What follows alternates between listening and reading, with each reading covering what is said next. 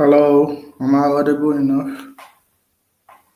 Mr. Myers, do you get me? Yes, sir. You are audible, sir. Welcome. Uh, Yes, sir, welcome, you're sir. How are audible. you doing, Okay. sir? Thank you, thank you. Okay, we are Good starting very evening, shortly. Philip. Good evening, Mr. Patrick, and we are glad to have you on here tonight. Thank you, thank you. You're welcome, sir. So, how was your day? Well, it was amazing. Okay, that's good. Thank God.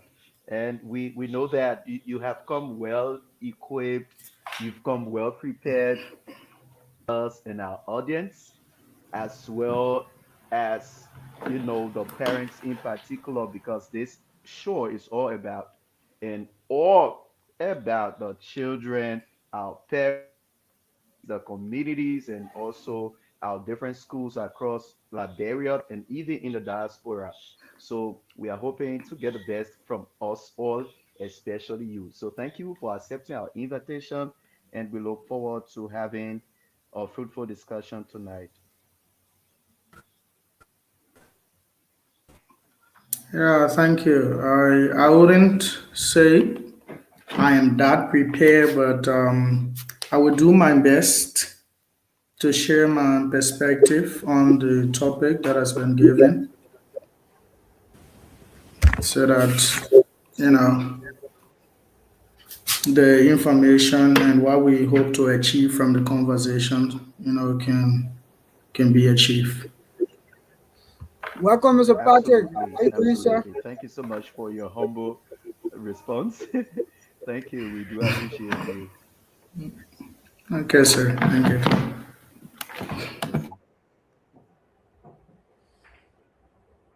All right. Alfred, are you here? Uh, I don't know where is Alfred. Okay, we are starting a subsequent time. Philip. And Marius, your mic is muted. Your mic is muted. So you are not getting me? Your mic is still muted. Can you open your mic and speak to us? Mr. Patrick, are you getting me? So while Marius is trying to open up his mic, we want to say hello and welcome to our audience again, and also a very happy and prosperous new year. You've been with us since 2025 and even 2024 back, and still with us. So today we are super excited to have with us Mr. Emmanuel Patrick, one of our brother who is doing exceptionally well in his academic career and also his personal life. And he's here with us tonight on the Myers TV to share with us his insight, his practical experiences that he has had over the years with our youth, our children, our parents, and even the school community of our nation, Liberia. So, without further ado, I would now welcome in our host for tonight, Mr. Alfred T. Mo Jr., to conduct this talk show. Mr. Alfred, Yeah, thank you so much, my brother Philip. Thank you so much. you're And welcome, sir. to my brother Maris, we say Tasi, thank you so much for tonight. And to our followers, we say Happy New Year to everyone. Uh, we are back again for 2026. You know how we go. We always keep everything running. So we, I'm coming just a minute. I'm trying to set up my system.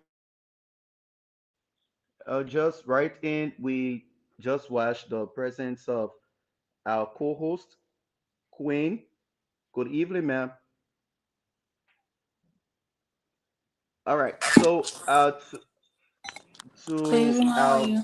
chief guest, Mr. Patrick, we kindly request that you turn on your camera, please. For us in the background, especially me, I have some health related issues, so I made a request to the Myers Television, about my camera, and they kind of agreed that my camera be switched off. Yeah. So Queen, we have you there. Are you there?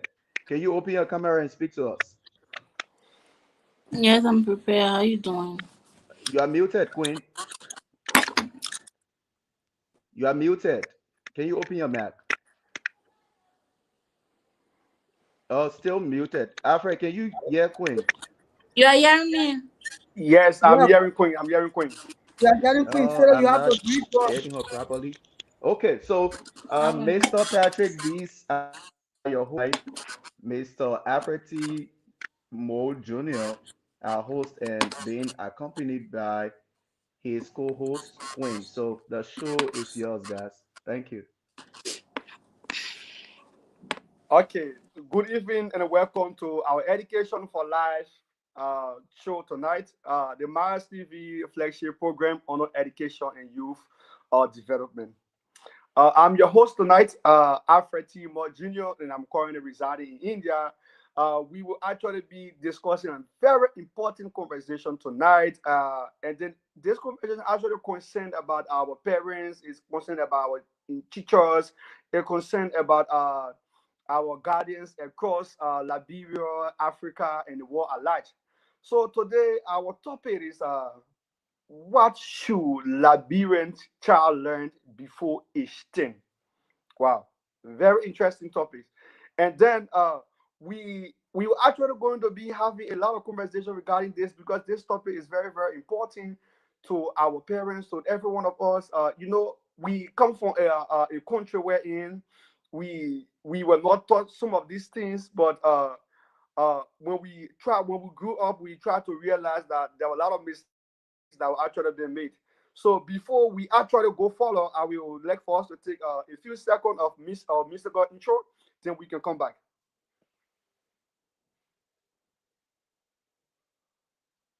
Mr. Moore, I request that can we start the show while we are trying to get our music's set from the background, please. Okay, no problem, no problem. So no problem. So we will actually get our minister later. So we will actually proceed, and then we will get our minister later. You know, early childhood life begin wherein you see the future is not actually being straightened based on wherein we have some African mentalities and other things that were actually being taught to the child or children. But tonight topic we have my co-host tonight, which is Queen Anna, and then we have our guest tonight, which is Emmanuel Patrick, who actually going to bring the valuable insights about early childhood education and development. So stay tuned and keep focused so you can take down your pen and paper and write down some key points because you actually going to be getting the best of knowledge tonight from the Maris TV.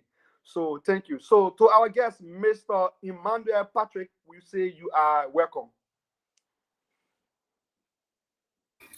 Thank you, Mr. Moore. It is a privilege and an honor to be here with all of you tonight. This is a really amazing platform, and I like the title of tonight's topic. So, my name is Emmanuel Patrick, and I'm glad to be here with you. Let's share insights, let's make it more conversational. I am no expert, and I do not want to claim such. So let's just have a conversation and see how we learn from each other, and share our perspective to your audience tonight. Thank you.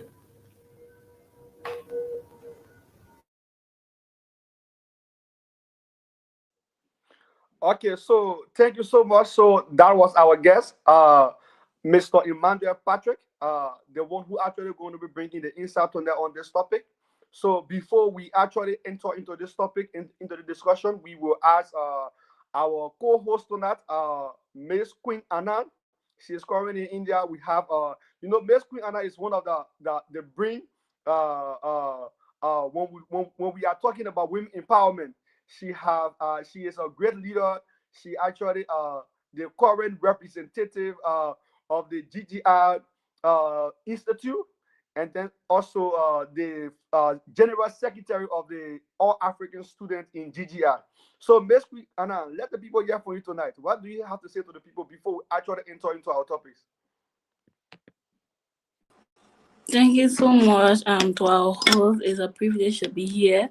Please learn to pronounce my name good. You always spell my name. Yeah, so once again, good evening to everyone. I'm Queen Annie, currently in India.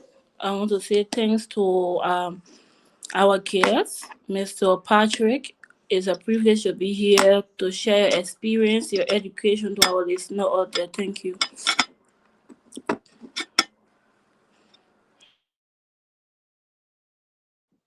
Okay, thank you so much. And I promise that next time I'm actually going to learn your name very well and I'll pronounce it very well. Thank you so much.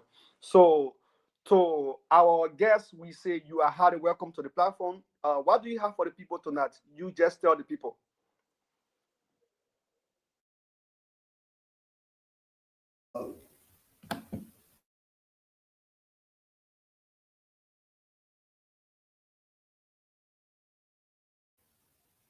Are you hearing me now? Yes, yes, you are audible. All right, thank you. So are we going to the conversation now, or you just want me to give a brief? You can start the conversation now. We are now into the discussion.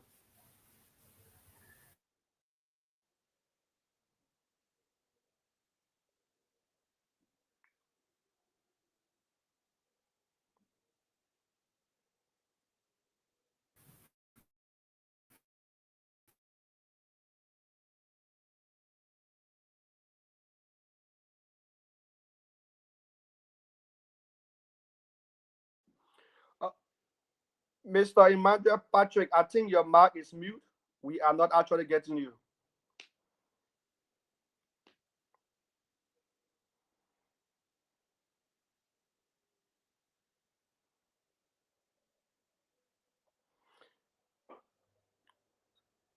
Maris, are you actually getting me? I'm getting you very clear. Yeah, I'm getting you. Hearing me now? Are you getting me now? Yes, okay, yes, we are getting you now. Yes, I'm sorry, there was an interruption. So, as I was saying, I was kind of hoping that the conversation, would be the discussion would be more conversational, where questions are posted, manner and form, and then I kind of respond. But it's okay. Like I said from the inception, it's a privilege to be here with you guys tonight. So, in order to start this conversation, what should a Liberian child know before age 10? I think the topic is quite an amazing topic. And I want to extend thanks and appreciation to Mr. Myers for affording me the opportunity to appear here and, and to share my view. And to all of you, I specifically the host, the co-host, and also Mr. Dolo, who is a panelist here tonight. I want to say thanks for this great initiative. So I would like to start first and foremost with the educational aspect. What should a child learn and know before age 10, a Liberian child? In terms of education, there are several things I believe a Liberian child should know before age 10. And what are some of those things in terms of education? I believe that a Liberian child should have basic literacy, which includes numeric values, and they also should be able to build specifically from the parents. The parents should be able to instill in them that discipline for curiosity, that discipline to have love for learning and education as a whole. Also, I believe that a Liberian child should understand basic things surrounding health, and self-care. Because when you look at how the Liberian society is structured, we currently have individuals who goes to university, goes to elementary school, goes to high school, leave from high school and goes to university with absolutely nothing.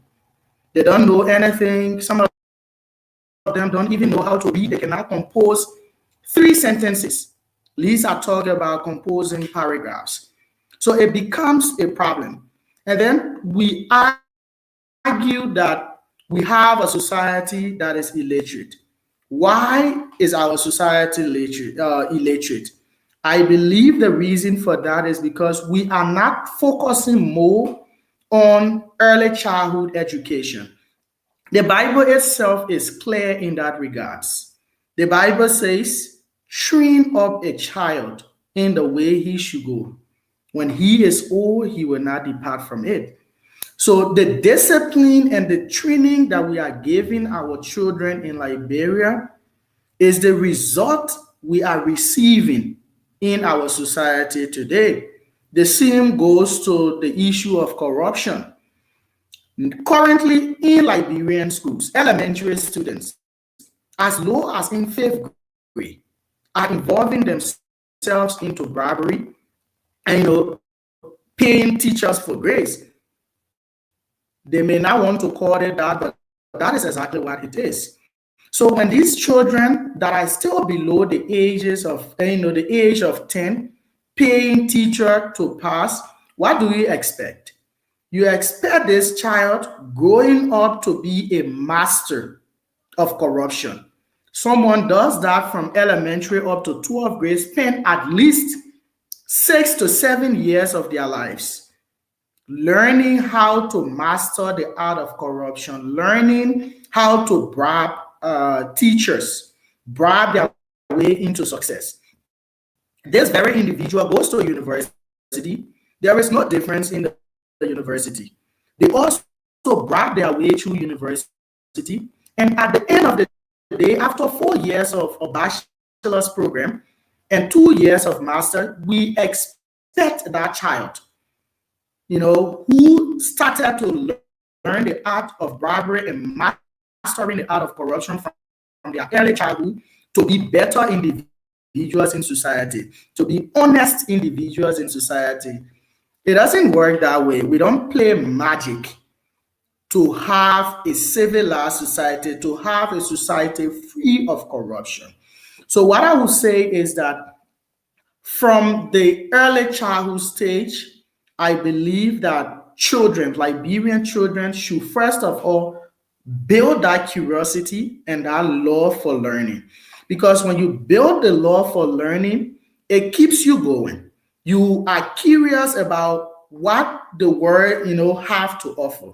You are curious about certain or specific areas of education. You always want to expand your knowledge. And with that kind of curiosity, there is innovation. With that kind of curiosity, there is creativity. So that is what I believe under the area of education that a child should know before the age of 10. The next thing is in terms of health and self-care. I believe that Liberian children under the age of 10 should be able to understand or have basic knowledge about personal hygiene. And this is very essential. This is essential because, one, we live in a globalized world now. We live in a world where when people see you, their first view of you is from your appearance. Once you appear, they look at you and they start to prejudge you. So you want to appear decent. You want to take care of yourself as much as possible.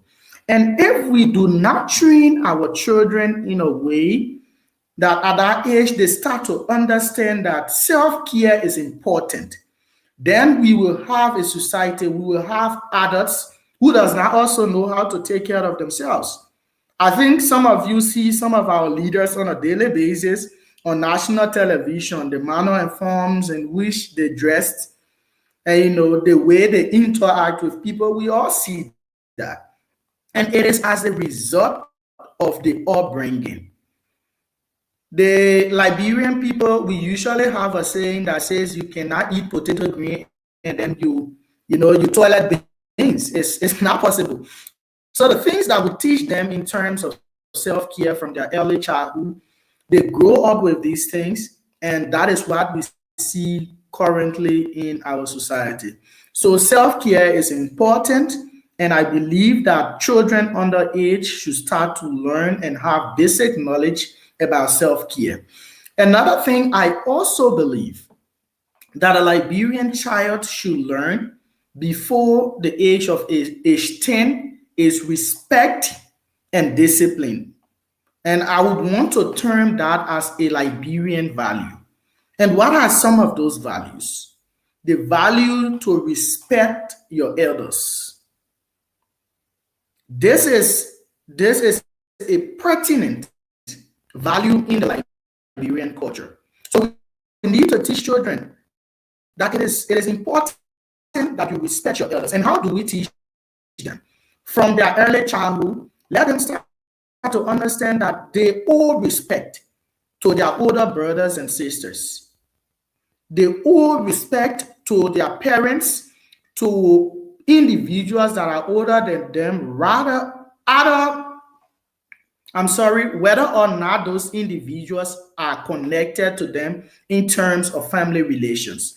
When they go to school, once they see older folks at school, they are obligated. That should be an obligation to pay respect to people that are older than them.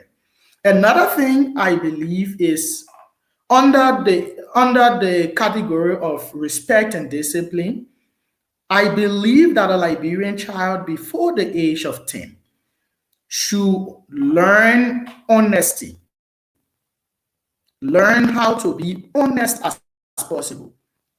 And we now complain that most of our leaders are not honest, our leaders are corrupt, they are this and they are that.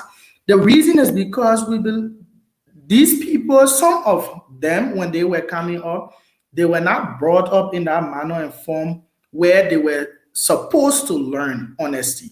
So today, these people come up and then they are very good liars. In fact, they are professional liars. So what can we do? We start to teach them from the beginning. And let me go quickly to the Bible. This is one thing the Bible says for some of us who are Christians. The Bible says in Proverbs chapter 22, verses 15, that foolishness is bound in the heart of a child, but the roar of correction shall drive it far from him. That was not Emmanuel Patrick speaking in Proverbs 22. And when you go further to Proverbs 23, verses 13, it says, withhold not correction from the child, for if you beat him with the rod, he shall not die. That is also not Emmanuel Patrick speaking. That is God speaking. The Bible that we hold as our religious book, the person we claim to worship is saying that when you born a child, that child is born with foolishness in his heart, and the roar of correction shall drive it far from him. So when children wants to misbehave, if they want to come up in a way that does not reflect the teachings at home, it is okay to whip that foolishness away from that child, because the Bible itself has told us that if we whip the foolishness away from that child will not die. But when we are beating the foolishness away from that child, we should do that with love. We should be able to explain to them why it is important that they do things in certain forms and in certain manner. Another thing is we should be able to make young children to understand responsibility. We must take responsibility for our actions.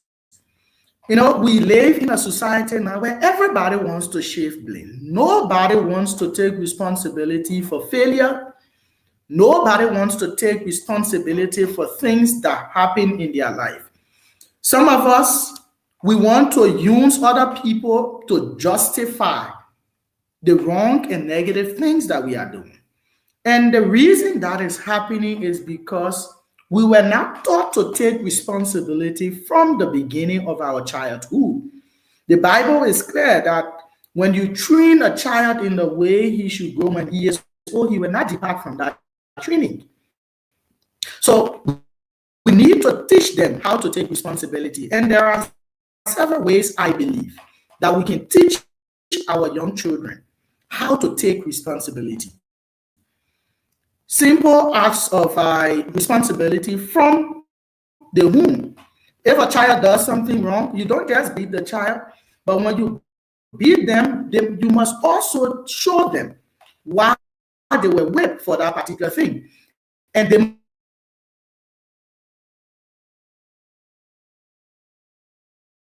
must take to the age of 10, Liberian children should understand how to take on responsibility. And we should also be able to teach them what is right from what is wrong. We live in a polarized society. We currently live in a world where people tell our children that it is okay to be born a male and decide tomorrow to be a female. I want to categorize that as insanity. It does not conform with Liberian traditions and values. It does not conform with African traditions and values, and as well as biblical traditions and values.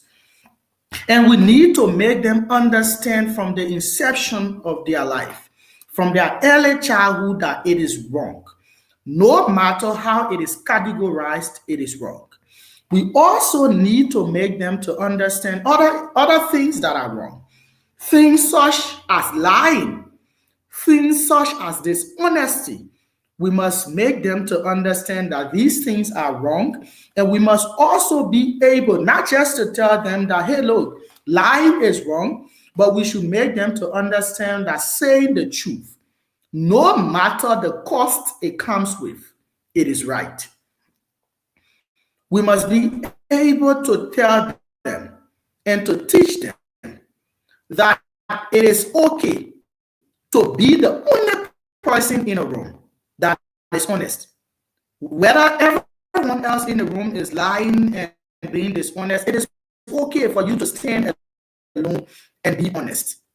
We must be able to make them understand that it is important to hold your personal view. It doesn't matter what your sibling says. Maybe, and now this is one of the things that is happening in our society. Even where I am currently, there are people who come here to study because they see others studying this particular course. They see other people doing this thing, so they feel like this is the right path to go. But is that your path? Is that what you were destined to do? Are you capable in this particular area? So when we train our children in a manner and form that tells them that it is okay for you to be alone on this journey, that it is okay not to follow the crowd, I want to believe that they will grow up being independent individuals. They will grow up being responsible citizens. And that is what I believe we should be doing. Also, under the area of identity and culture, I believe that a Liberian child under the age of 10 should understand who they are as a Liberian.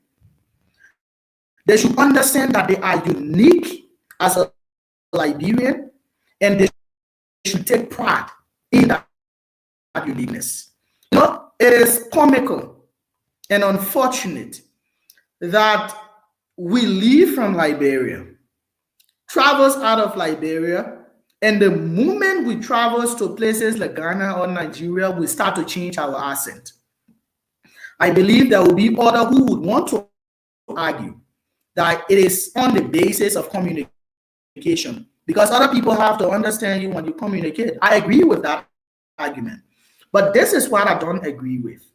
I don't agree with the fact that those individuals claiming that they are changing their accent for the basis of communication goes back to Liberia, where we speak colloquial, where we speak guilds, manons, pele, and the rest of them. And these people are speaking the Nigerians in Liberia. It's comical and it doesn't make sense. So we should teach our children before the age of 10 to take pride in their national cultural heritage, to take pride in speaking colloquial, because colloquial is unique to Liberia and Liberia only. When you go to Ivory Coast, they speak something else. You go to Nigeria, they speak their pidgin. And there are Nigerian musicians that are making music in pidgins. And these musics are still going worldwide. So you don't have to speak like a Nigerian in order for you to achieve certain things. You don't have to speak like a Ghanaian, in order for you to achieve certain things. You can maintain your Liberian heritage, you can maintain your language and culture, and you can still be able to achieve and compete on the global, stage as compared to the rest of the other countries and other nationals you see. So I also believe that we must make them to understand that we all have our traditional or tribal backgrounds. For example, we have Nimba, we have Bong, Pele from Bong, and we have the rest of the tribes in Liberia. It is okay for us to take ownership of our tribal affiliation and our tribal background. But what is not okay, and that is hampering the growth and development of our country today, is the fact that we feel that our tribal affiliation supersedes national identity. That is a problem. What is hampering our society today is that most of our leaders currently, who were at some point in time a child, sees their tribal affiliation to be better than the rest of the other tribes. A better man will think in his mind that he's better than the rest of the other counties and other tribes in Liberia. A manor man will feel like he's best as everything. He's more developmentally oriented. He's more academically strong. He's, in terms of this, they are good at this. And I feel like this is totally wrong. This is wrong in many ways. And one thing we have to make our children understand is that we don't need to tell the world who we are. The world has eyes, and the world is capable of seeing who we are. Let me do a bit of a demonstration here today. We have Queen Annie on the call. She's a female. And we have our host, who is Mr. Mo, Alfred Mo, also a male. Mr. Mo do not have to convince the world that he is a male. Miss Annie don't need to convince the world that she is a female. The world has eyes. I, who is also a guest here, have the ability to differentiate who is a male and who is a female on this conversation. And in the same vein, I believe that the world has eyes to know who is more developmentally oriented, who is more academically strong. You don't need to prove your intellect by overstating your value.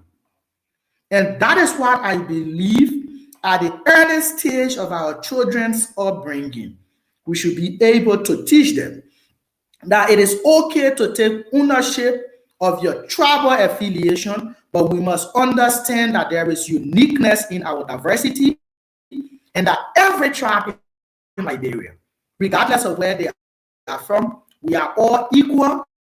We have our own strengths and we have our own weaknesses, and we should not load down on any one tribe. Because nowadays you hear some people say Pele people stupid, Gio people ugly, and all of these are, I believe those are all insanity. And our children are growing up with that kind of flawed mindset. And it brings division in our society. And this was as a result, this was something that even led to the chaotic situation during this 14-year civil unrest, where 250,000 Liberians, lost their lives. Another thing I believe a child should know before the age of 10 is the local language, your tribal language. It is unfortunate that some of us, we don't even know how to speak our local dialects. And that is why sometimes some of us, we hold the view that Liberians are losing their culture. We are losing our heritage. We behave like people, from outside. We behave like people from America. We are not.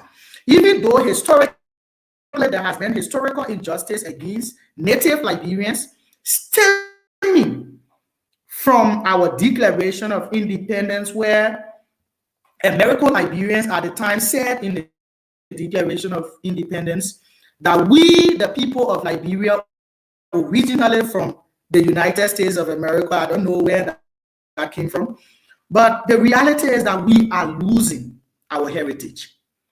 We are becoming a nation that don't even recognize itself. And we need to train the next generation of young people to take ownership of our heritage. And one major part of heritage is a language. And that is why even when I served as chairperson of the Liberian community in Rwanda, one of my primary focus was on ensuring that Liberian cultural values and heritage, is showcased in this East African nation. And we held a program called the All Liberian Festival, where our foods, Liberian traditional meals were showcased, where we had Liberian traditional attires were worn on that day. There were Liberian traditional dances, traditional music were played. People spoke in their local languages, so that we take ownership and we take pride of that heritage, even in the diaspora. And those are a few things I believe that a child should be able to understand and know before the age of 10. Another thing I want to go to is on the issue of our history. I believe one of the reasons that all of these things are happening now in our society, that we are losing our heritage, is because we do not know our history. We do not understand our history. Some time ago, we used to do civics. When some of us were in elementary, junior, and senior high school, we did civics. Today, civics is not being offered in our schools anymore. And we say as a society that we want to build a generation of people that are patriotic. We want to build a generation of people that are nationalists. It is an irony. How do we build that kind of society if we cannot make our people to understand their own history? And I believe our history should be taught from the early childhood, from elementary school. That children start to understand at XYZ time what stage Liberia was at. Today, if we do a survey in Liberia, a public survey, and this I have said on many occasions and on many public platforms, if we do a survey, more than 80% of Liberians, they want to go to the US, they want to join the military of a foreign country, they want to fight and die for a country they do not even know, they want to kill people who have never been their enemies, who have never done them any wrong. That is a mental problem. The reason this is happening, other people who say, maybe they will argue that it's because of opportunities. But why would we be killing the Iranians when we have never been in conflict with them? And historically, This has been demonstrated some years back when Liberia declared war on Germany to us. When at the time Germans were our major investment partners. They were our major trade partners at the time. We were made to declare war on Germany. We were made to go against people who stood with us at the time. Liberia had no reason at the point in time to involve itself in the war because Liberia was never under attack. But we had to do so. And the reason we believe we had to do so was because we all think that we are from the US. We are a child of the US. That is a mental issue.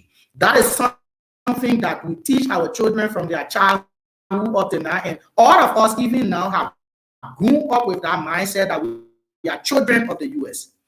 I believe that kind of mindset should be changed. Another mindset I also believe that should be changed, stemming from historical perspective, is that in 1945, in 1942, the first defense and security agreement was signed between Liberia and the US.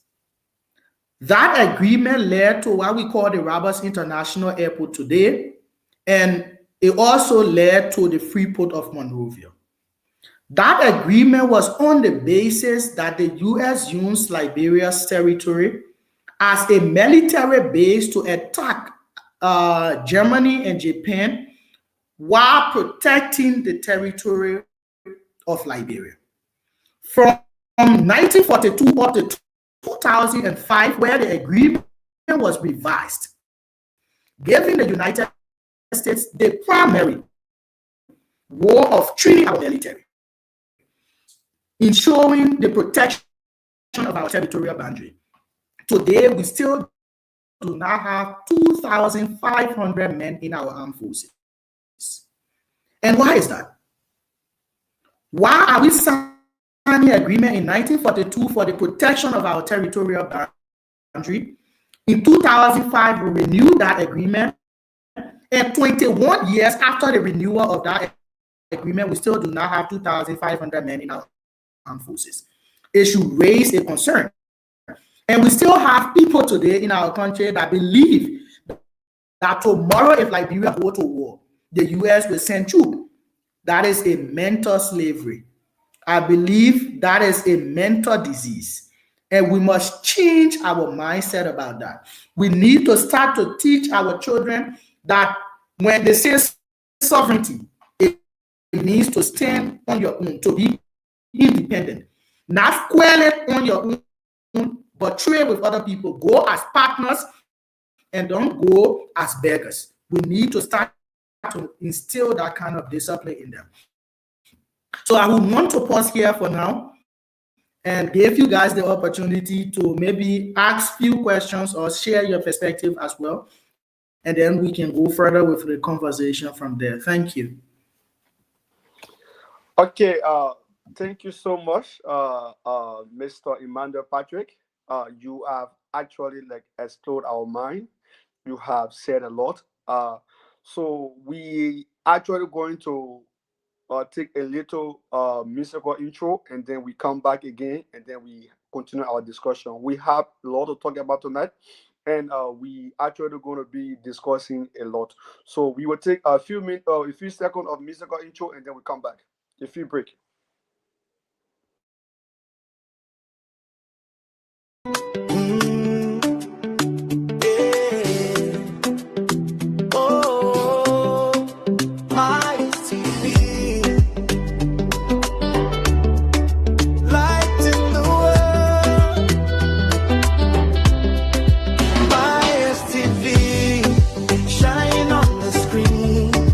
Voices of hope, living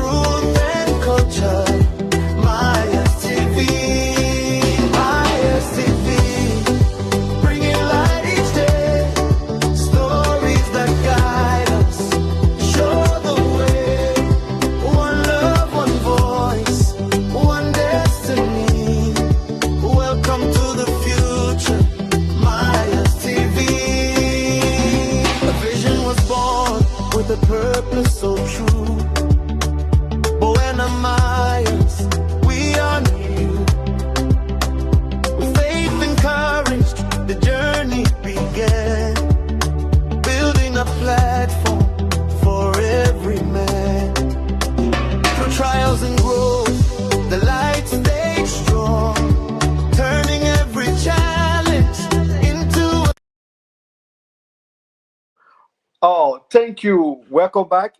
So, tonight our topic once again is for why should Liberian child learn before age 10?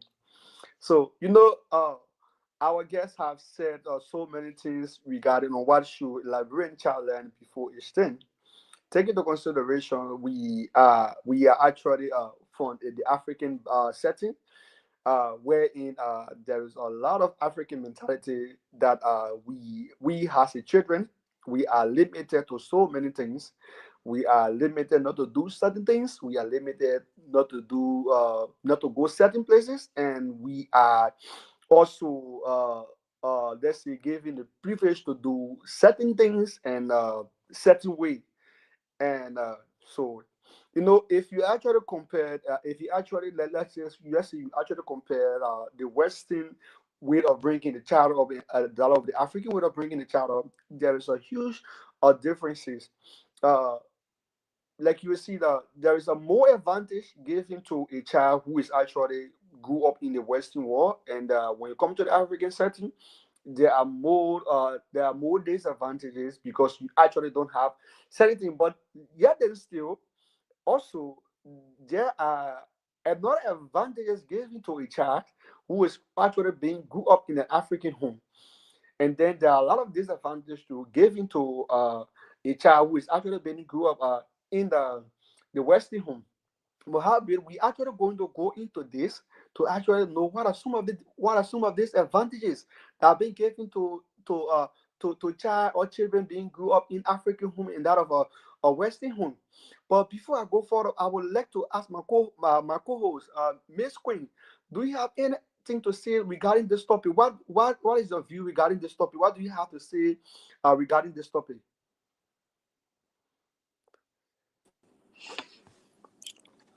Are you getting me? Yes, you are audible, ma'am. I'm so sorry that I got interrupted by call. Yeah, so I didn't get that. But happy it, we are here. So let's say thanks again. I'll keep appreciating our guests. We have learned a lot.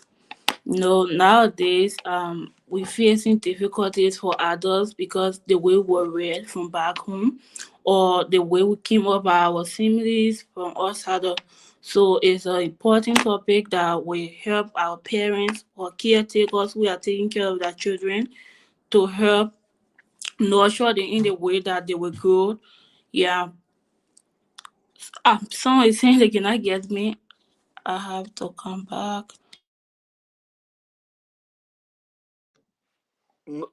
Queen, we are hearing you. We are hearing you, Queen. Okay, so while we are actually waiting, Queen, I will actually I'll actually scroll you on Facebook, and then I actually came across this video wherein the children from China in the primary school, you see at that young age, they're actually trying to make things with their hands, trying to create things with their hands, trying to do things with their hands. And then it tried to reflect my mind back in Liberia, wherein same children at that same age, what they're actually learning in class is like A, B, C. A is for apple, B is for ball, C is for cards. And what children at that age, at that same age in China, in some Western world, they're actually trying to make things with their hand, trying to do things with their hand.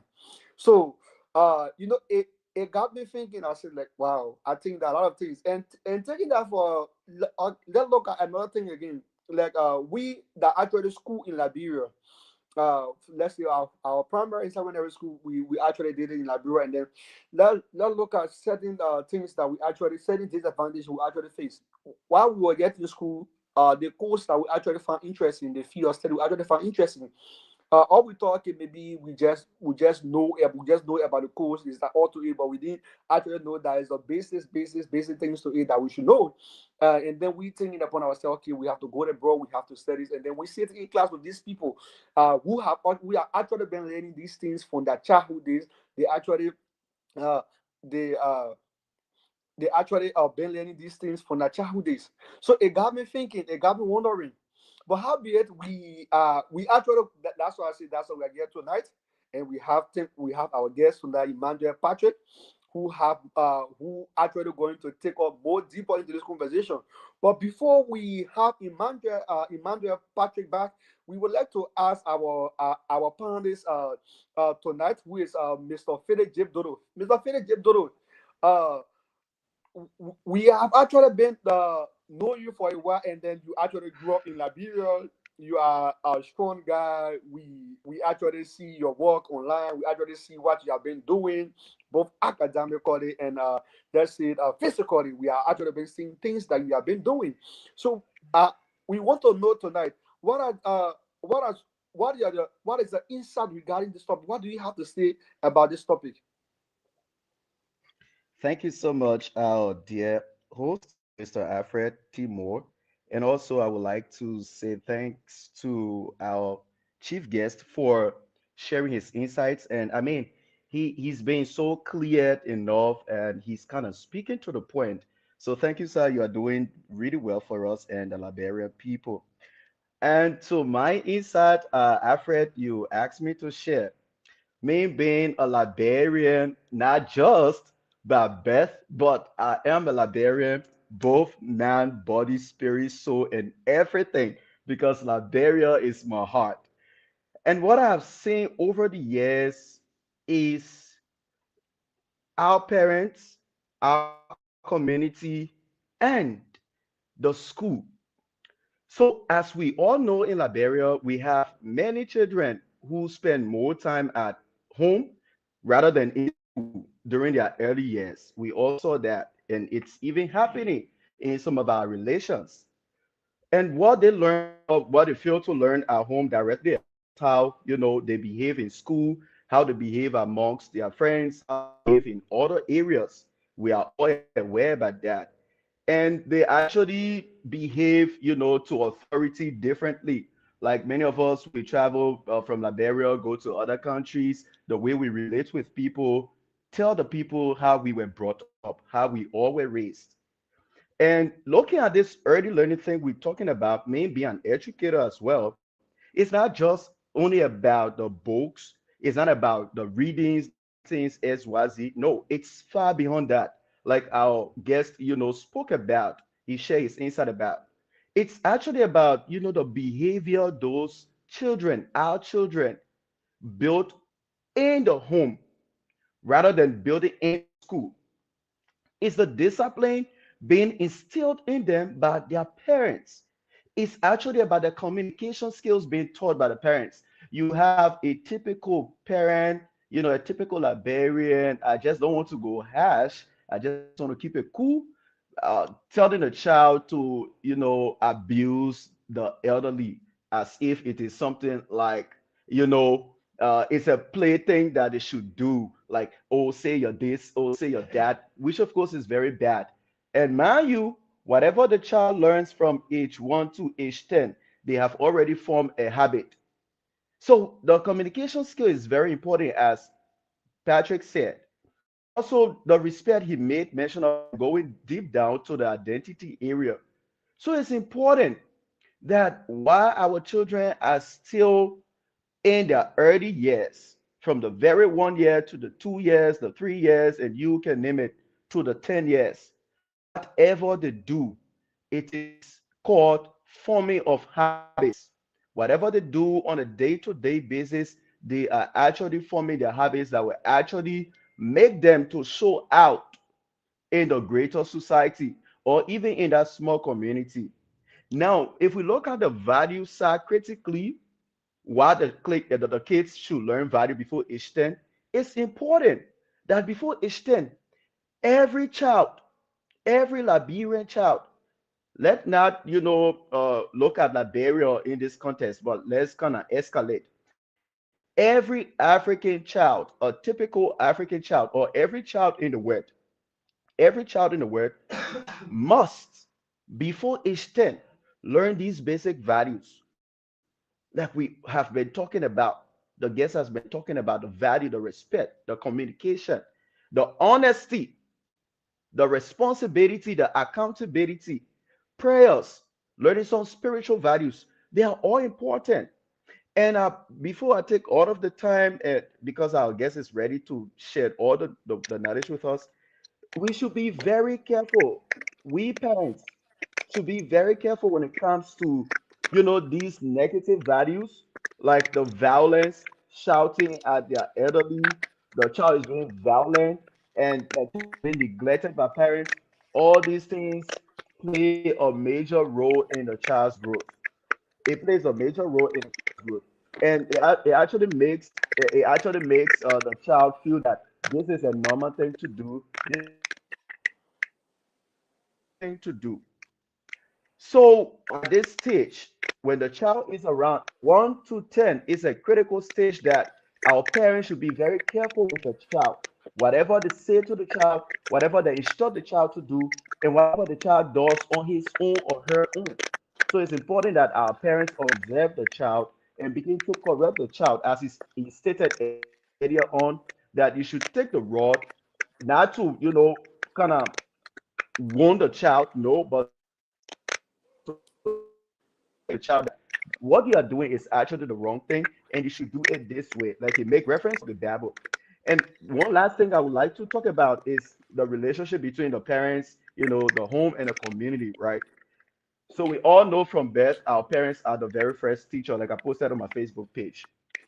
Our parents are our very first teacher, and our very home, our bedroom, our our living room, our bathroom, our porches are our very classrooms.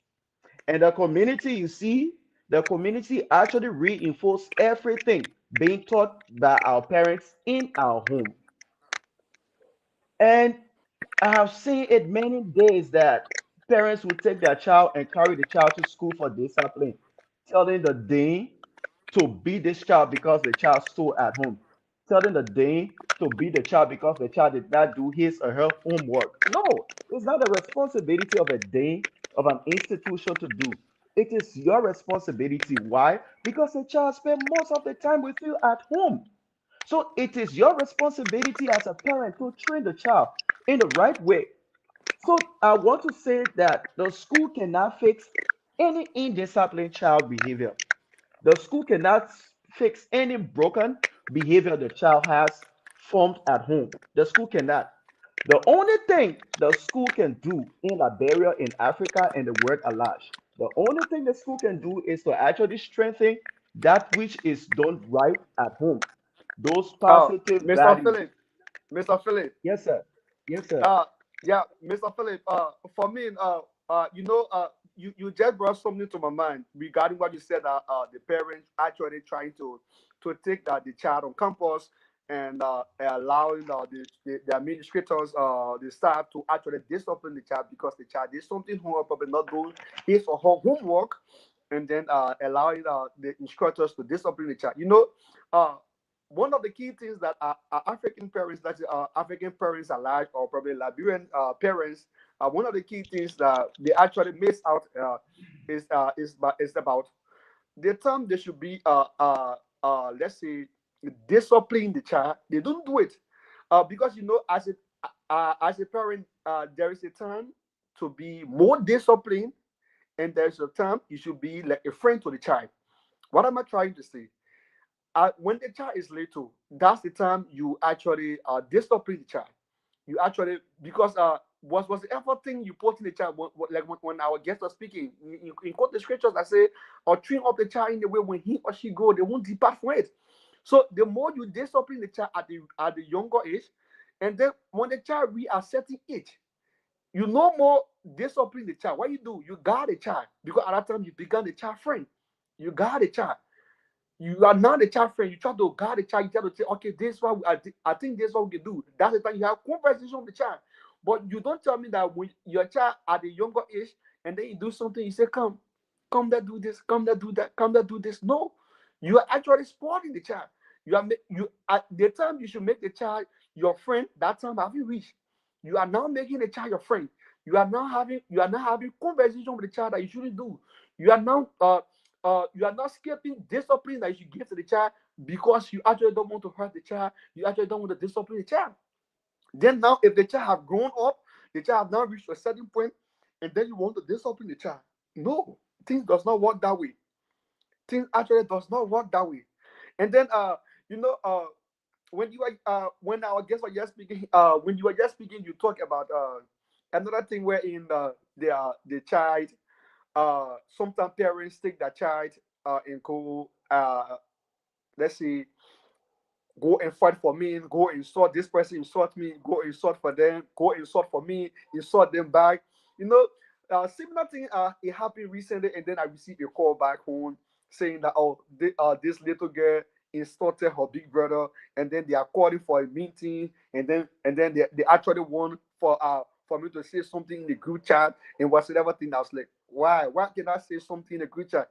This person in question is the little one, and she insulted her big brother. What else can you do? Make sure that little one is well beaten.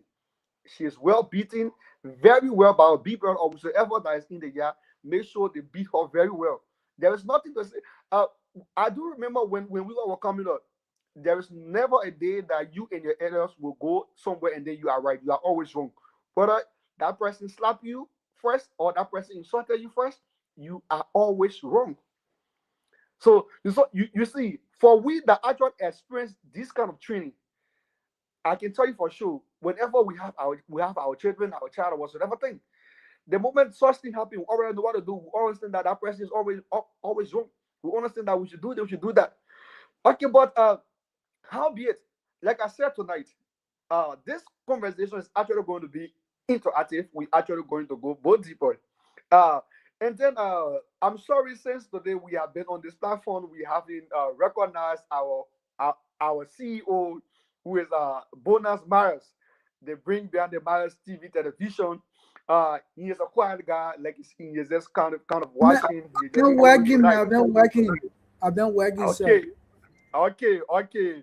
Also, Bona Myers, it's been a while since the new year. Our father will having hear your voice tonight. So you can just say a little things to them, and then we actually get on back our guest.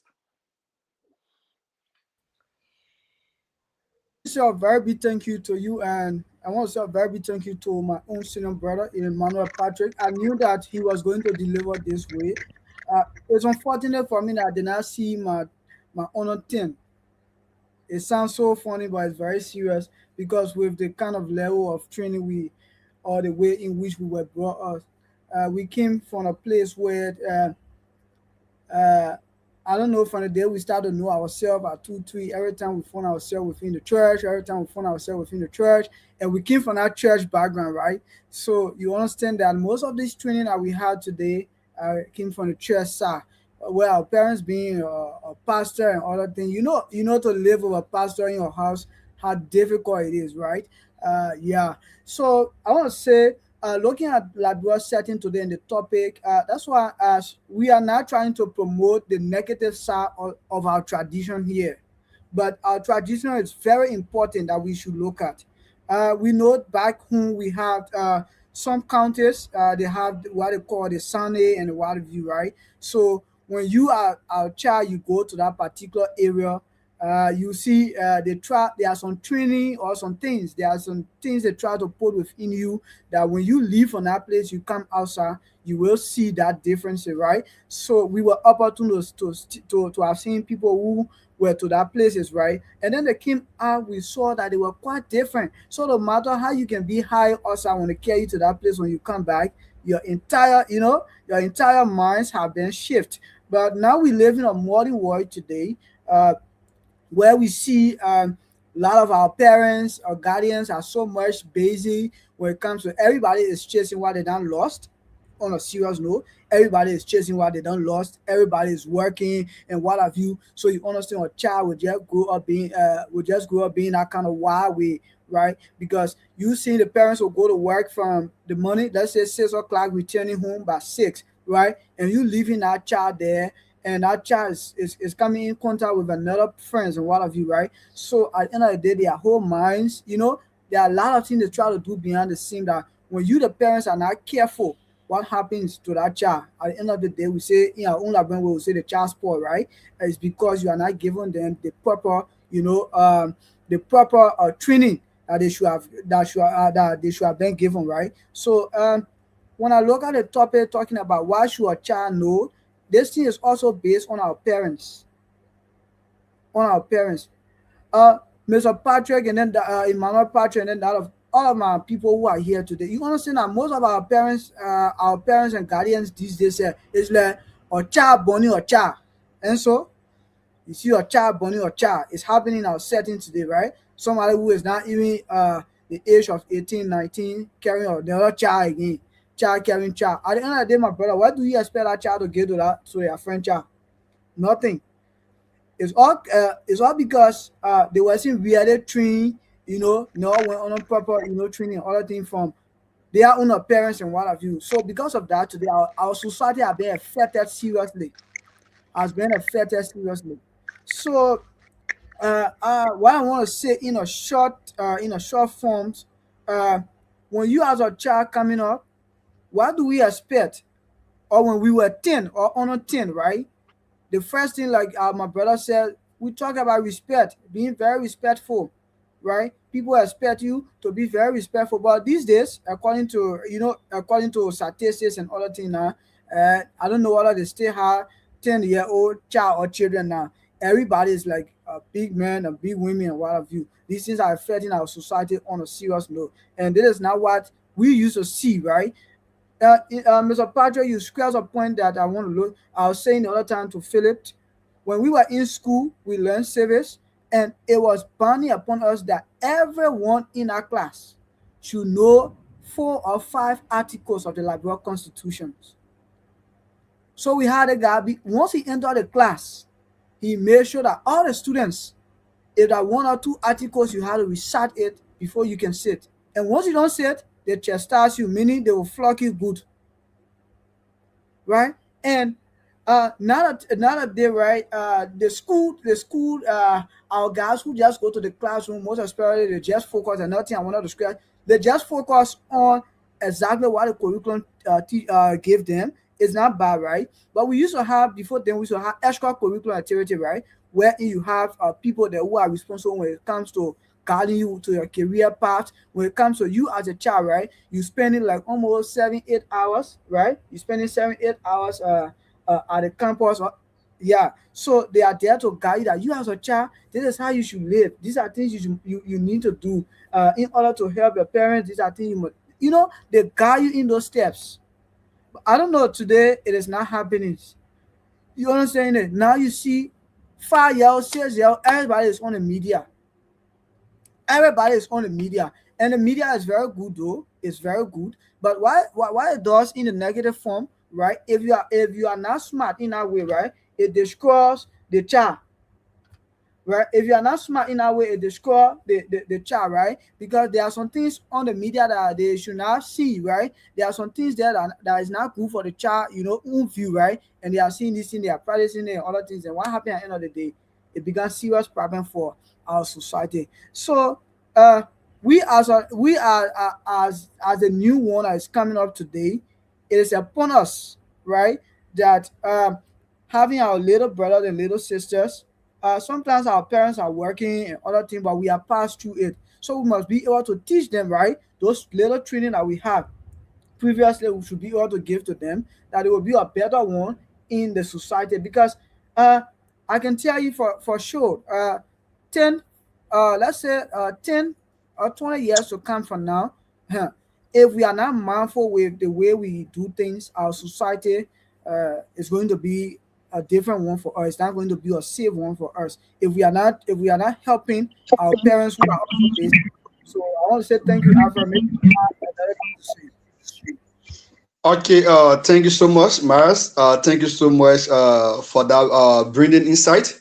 So basically we talk about child bringing. Is everything is more centralized about child bringing is more centralized about how women actually going to bring up the child, because basically when the child is being trained well at the home, it depends on their mothers.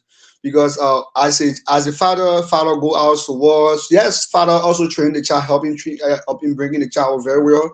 But the fathers have to go out to hustle and make other little income for the homes. So most often, yes, even though some women go out and hustle too and bring some things in the house, but what we let's say if whether the woman go out, she hustle or not, the child upbringing is dependent on us. And luckily for us tonight, uh we have a lady in our midst tonight, which is our co-host. So we were actually hoping to get her first, but based on some network issues, we couldn't get that beautiful insight from her. But she is now back. So Miss Queen, what do you actually have to say regarding this topic? What is the insight? We actually do believe that you're going to say more because you're actually a lady. So as our model, we know that you guys are the one that bring us up. So we know what you can do. So what do you have to say regarding this topic? So am I audible now? Yes, you are. You are. Okay, I guess it was feeling network. We were fluctuating. So thanks so much for the topic. When I was sitting and everyone just elaborating, it carried my mom back when I was at the age of 10 down, or for some of that came all in the church, yeah. These things that we do, that we saw our parents doing, we follow principles, and today we are here. So one of the key things I want to stress on today, we see in our setting, more especially in our Liberian setting, you see when it comes to education, parents are the cause that our children are like engaged into browsing today. So once a child is from 2 years or 1 year to 10 years, you will see that when you go to school and teacher give them assignment, parent will be brave and do that assignment. They just say ABC for the child to write because they want when they go to school for the teacher to exhort that child. So parents are the cause for those things. When I was teaching back then, you will see parents even want to come in profit just because when the semester ends, they want their child, to say their child does at school. Yeah, so they want to bribe you. So a parent should learn to train their children or their child to do independent work, because if any this are the foundation of the child, if this foundation is not built, trust me, this child there is no bypass to education. This child going to facing hard time with no form of all that came to India. When we're in Liberia, based on how we're taught, when you are going to read the same, past study math, I will study English, past study mathematics, I will study this. When we came to India, we're facing this thing that you have to do independent work. If you are going with 10 courses, you have to face independent work. When we came here, some of us we found it difficult to adjust because we don't know these things. All our system do nowadays is to brag. So parents have to train their child or children how to do independent work. Even if the child fail, keep trying over and over and again. Coming to the values, the culture and ethics on that. So nowadays we see that when a child come out in life, or when a child is growing, or the first thing you will see parents doing for that child, even if the child does at school, they're gonna go to the smartphone or to buy iPhone. These are surprises that parents surprise their child. Second thing, they're going to install Facebook. Social media is causing so much harm to child or children nowadays. You will see on the internet, our girls' children are dressing naked, because I don't want to say half naked. Absolutely, I refer that as nakedness. And once the parents see that, putting handkerchief, once the children see that, they want to go in that right. They feel it's good. Even at home, you'll see our parents, some of our parents, you know, drinking, they bring their children, they bring their friends at home, drink, smoke, do all these things. How can the child come out and see their mother in such way, or their parents, and expect them to come out in that good will? At home, you will see them forcing with their husband, fighting outside. When these children see these things, as point time, they even go to class, they make fun out of it. Yes, we see it when I was teaching. They make fun of it like my mom can beat my pa. I can remember one student said that. One student said that I will never forget. Like, my mom beat my father. When I hear that thing back then, I was shocked. So parents should learn to train our children. How can these children be learned or taught? You should be example. Most especially our mothers which are out there. If the child does wrong, the father or the society will say that's a mother, but if the child don't read, and the father will say that's my boy, that's my girl. Yeah, that's how the society look nowadays, right? So parents should learn how to train a child or children based on how they behave as well. You have to be example to your child out there. The friends you invite in your house, they have to be example to the child out there in order for the child to follow the regular procedure of life. So from that backtrack, I'll stop here and then we go further. Thank you. Okay. Thank you so much. Thank you so much. You see, this is just what I was talking about.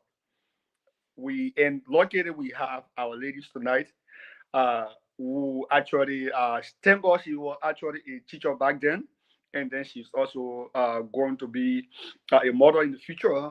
And then so she have this idea. So this one I'm actually talking about. You see, she actually talked about buying a child. Let's say because the child have a better grade or the child did certain things, you actually go buy the child a gift, which source is smartphones, and then the child try to install Facebook, Instagram, TikTok. Nowadays, you see TikTok. Everyone to be a TikToker. Everyone want to be streaming on TikTok now. You see, they are here and there listening to these songs, and then when you are on TikTok, this platform has certain spirit that when you are actually let's say when you're actually scrolling on it, it's just difficult for you to just remove on it. It's just difficult. Even I remember even back then, if you were actually using free basic in Liberia, you are even using free basic. You are not seeing video. You are not actually seeing pictures that were, but at least the comment, the caption that actually been said on Facebook. You actually reading it, and then you don't even want to be distracted by any other thing. Now you are focused and everything is on it. But howbeit, we will actually be having our guests back, and our guest, Mr. Patrick. We say once again, you are back to the stage. Where if you can actually continue the conversation, and then we will actually allow our CEO to actually open the line for calls. So to our followers, those are following, you can just take your question down. After a few minutes of our guest discussion, we will actually take a call, and then you can ask the questions.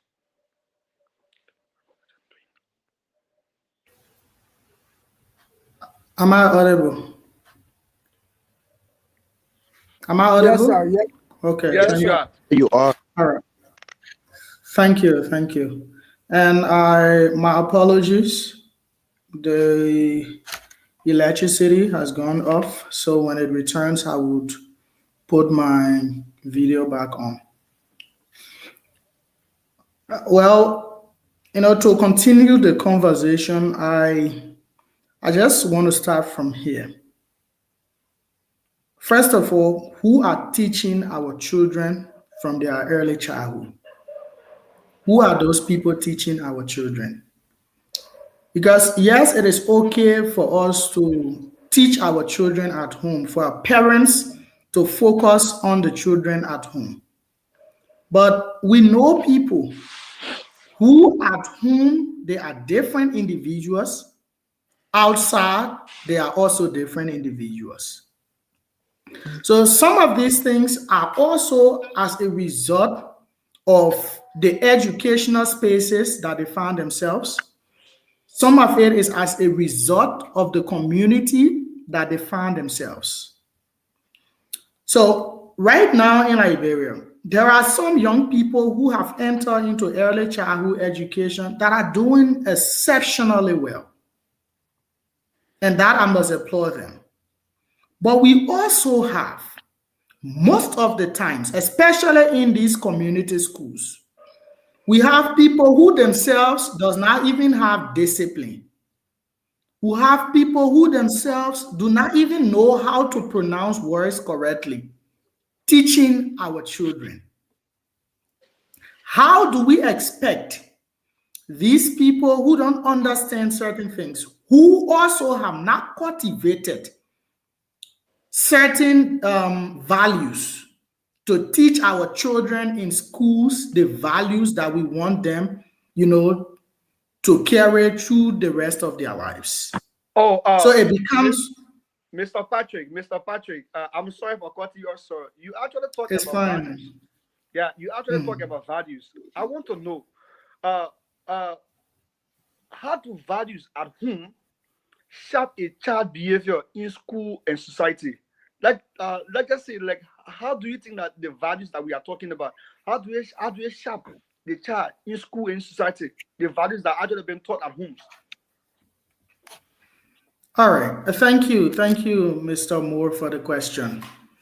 So let me just conclude on what I was saying, and then I will briefly answer your question. Okay, no problem, sir. So, as I was saying, the people that teach our children at school also play a pertinent role, and they have a responsibility to complement the efforts of the parents at home. Because there are two places most times children spend longer time. They spend longer time at home with their parents, and they spend almost 7, 8 hours, sometimes even 9 hours with the school and the teachers. So if we have teachers who also have cultivated certain values, they can be in turn instill these values in the children, and they can cultivate what has already been instilled by the parents as well, so that we have better individuals in society. So to respond to your question, the values we are talking about, we listed some of those values from the inception. Values such as respecting your elders, values such as honesty, values such as taking responsibility. Obviously, all these values are essential for building responsible citizens. Like Mr. Dolo said when he was making his point. He said that at the age of 1 up to 10 years, it is the habit building stage. So if that is the habit building stage, what we are doing is we are cultivating better habits in our children, so that this habit would in turn affect their societal growth, that it would in turn contribute to national development. So how does those values affect national development? For example, if you teach your child to be honest while growing up, and teach them to be responsible and to take accountability for their actions, we are building a society where leaders of tomorrow, because we don't care how we might want to frame it, people will grow up to be leaders. They will either be leaders of their homes tomorrow, they will be leaders of communities, or they would also be leaders of other their districts, and in every sectors they find themselves. So once they have these upbringings, they would take those upbringings to wherever they find themselves. Let me just give you an experience. When I firstly came to Rwanda, I had the privilege to serve as the representative of international students when I came to Rwanda. And there was a particular point in time where most of the lecturers at our university, they started to categorize Liberians as noise makers. They started to categorize us as unserious, and they started to categorize us as corrupt and people who cheat. And why was that happening? The reason that was happening is because few of our kinsmen, few Liberians have involved themselves into cheating at the university, and here the university have a policy. If you cheat, you are suspended for 1 academic year. You go home and sit down. All of the courses you have done for that entire year will be canceled, and you have to come back and you register that year over. So based on that, some Liberians were caught cheating, they were suspended.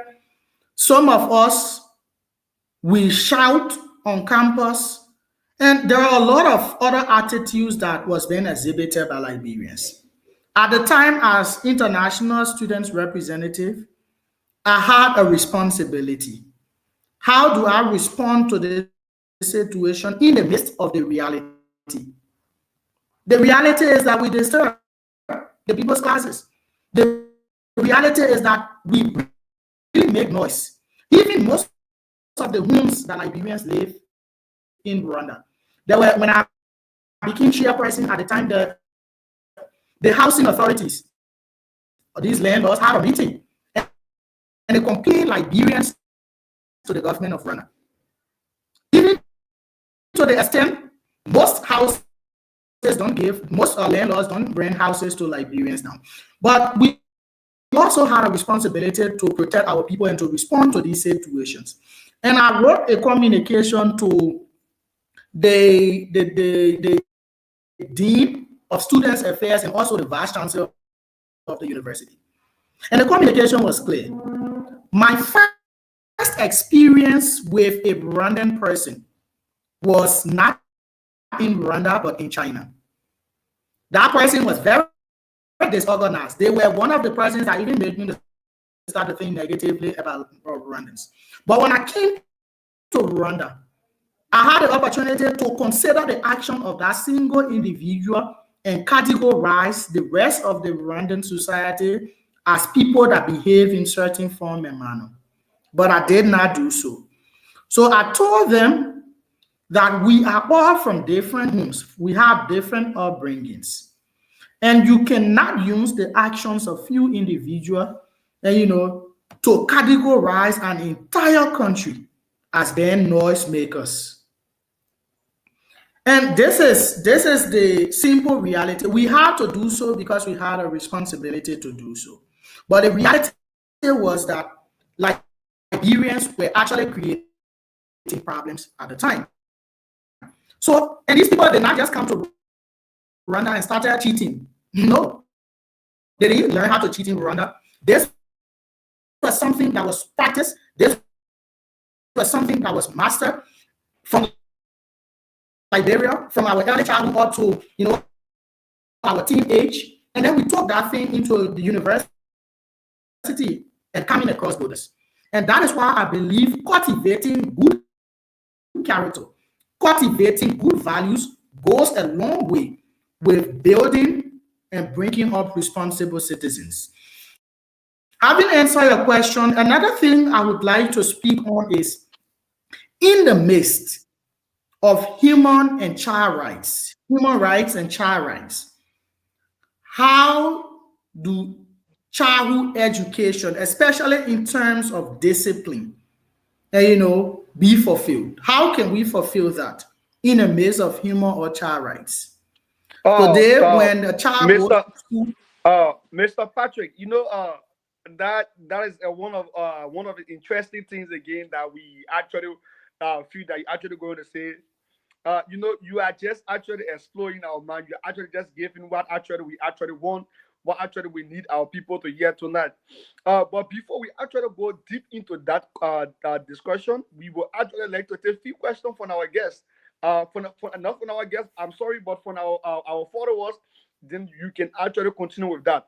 So we will ask our CEO to actually open the call line, and then we take questions from our followers and those who are not able to actually give a call, you can actually place your question in the comment section, and then it will going to be read out to our guests tonight. Thank you. So, CEO, can you please open the call now? Okay, thank you so much, Alfred. So the number, we have two numbers that you can call right now. We have but all two is on WhatsApp. If you want to call right now, you have to call on WhatsApp. So the first number is +231 881 30 23 64. The number is also in the comment section, +231 881 30 23 64. And we have another number you can call on WhatsApp, plus 91 90 58 92 94 11 is also in the comment section. So you can call through this number, and then you can make your point like the host just said to us. So that's the number you can use.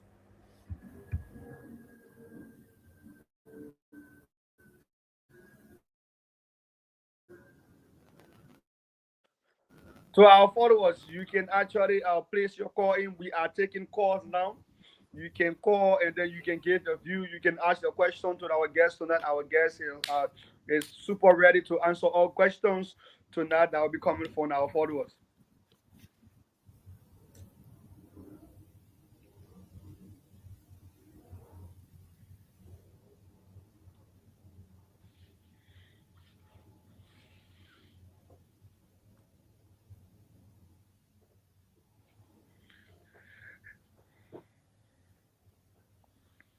So while we are awaiting questions from our followers, we will take a little break, uh, a little break with a musical intro, and then we will come back again while we receive a call from our followers.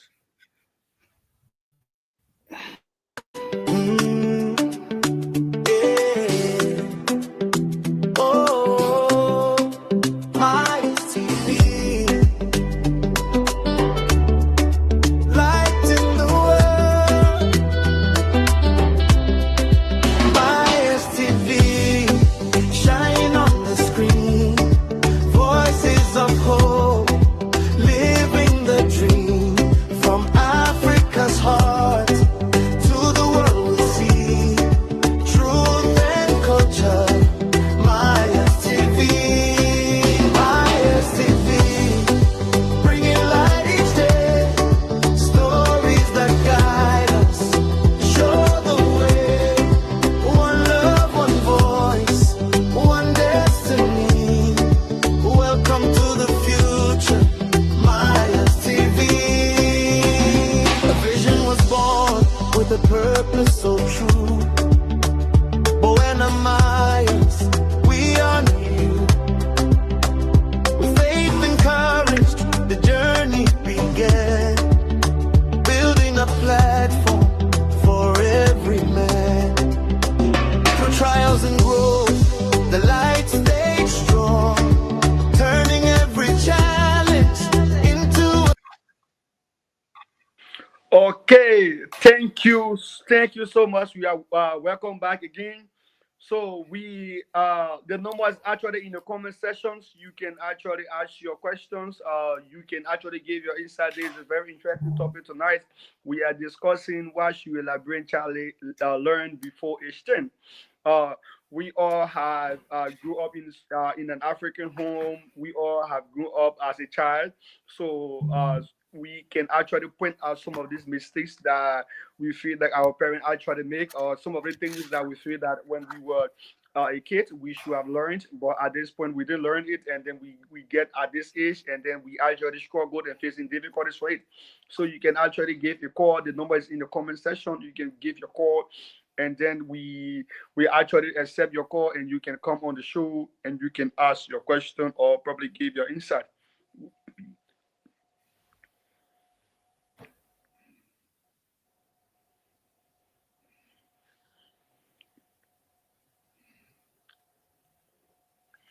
Okay, tonight I think our followers are actually doing two things at the same time. They are actually following the Maris TV tonight, and then they are actually following Nima Kante game tonight as well. So I think they are doing two things at the same time. So they are unable to actually ask questions. Probably they are on the field right now. Some are actually jubilating. The Libanese are actually jubilating with the phone with the 4-1 currently right now, and also what the might giving people are also like kind of in a sad mood, so they are unable to actually give a call or probably to give their thought. But I actually do believe that they actually have a lot of things to be said tonight. But unfortunately,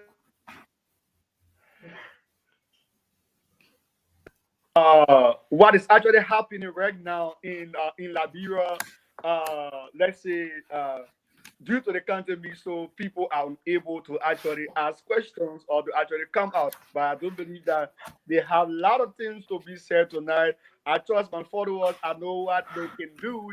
I know they can actually ask questions. They have a lot of things to be said. But howbeit, we will actually be expecting them the next time they can actually give their question.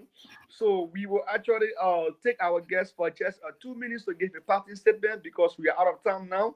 We are running out of time, so we will just take 2 minutes for our guests to give a parting statement, and then we can actually get our co-host. I guess he has something to be said. Then we will actually call this a day. Thank you.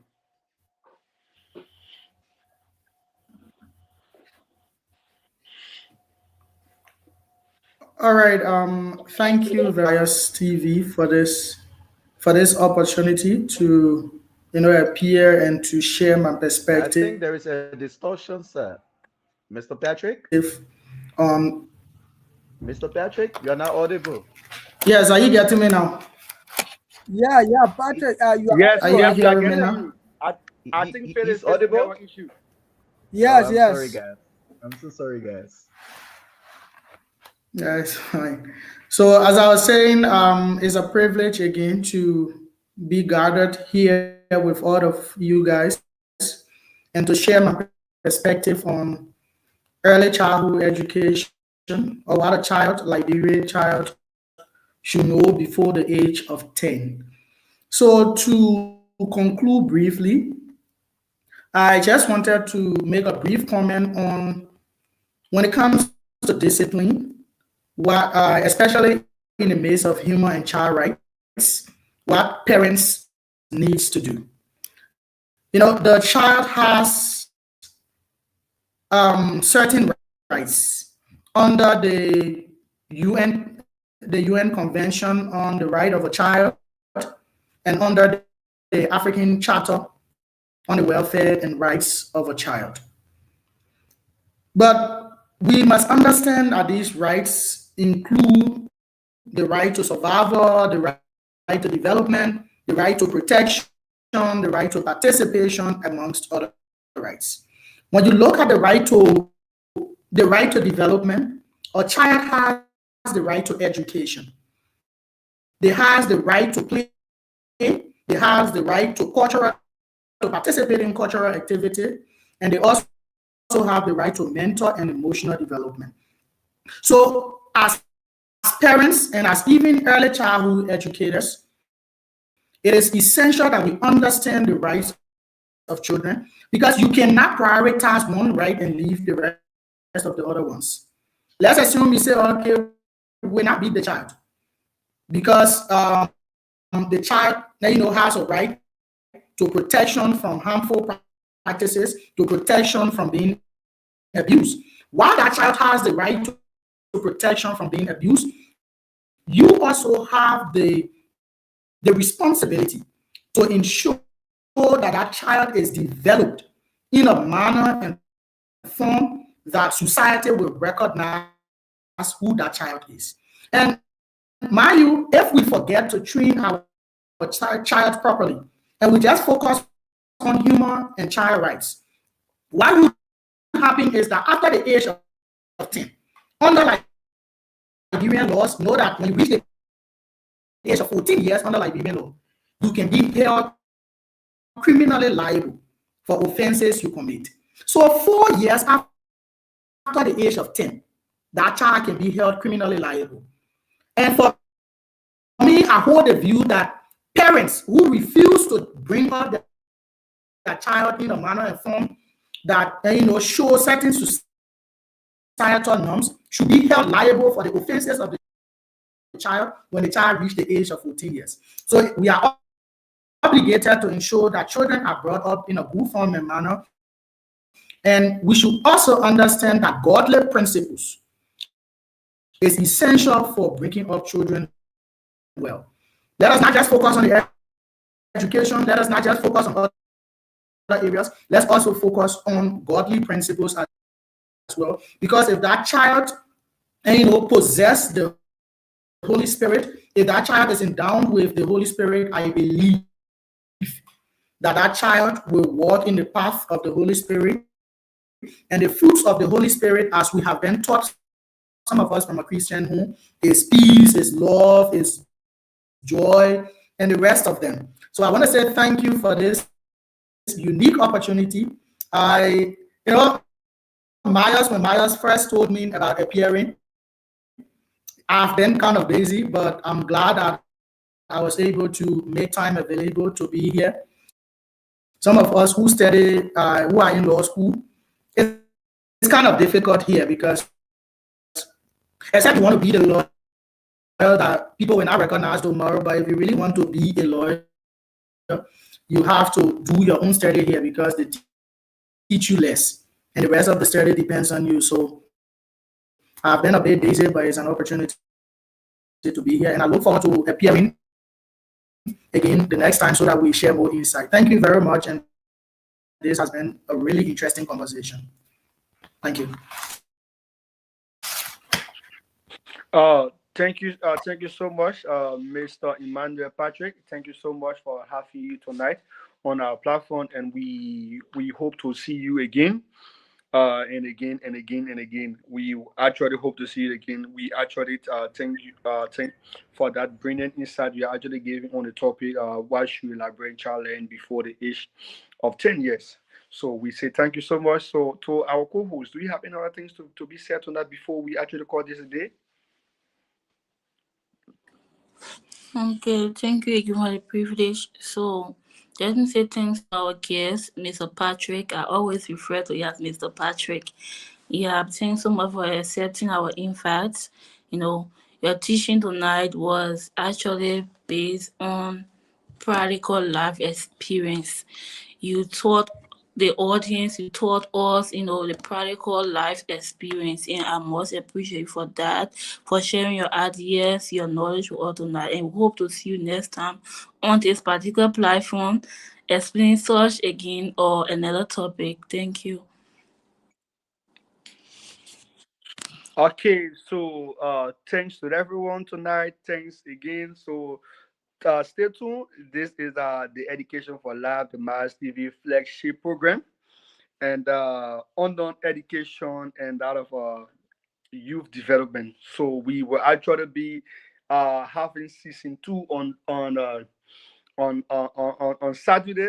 Please, I will actually be having episode 101 on Saturday. I'm sorry, there was a little Friday, mistake. Friday, Friday, right? On Friday, my Friday. man. Yeah, Emmanuel I'm Patrick is sorry. coming back, my man. Emmanuel Patrick is coming back on Friday. I'm sorry. On Friday, we'll be having episode 101.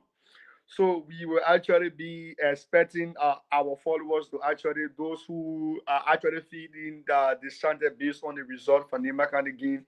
You can actually keep your questions. And then when Emmanuel Patrick is back, you can ask your question on Friday. Thank you. Have a blessed night. We love you all.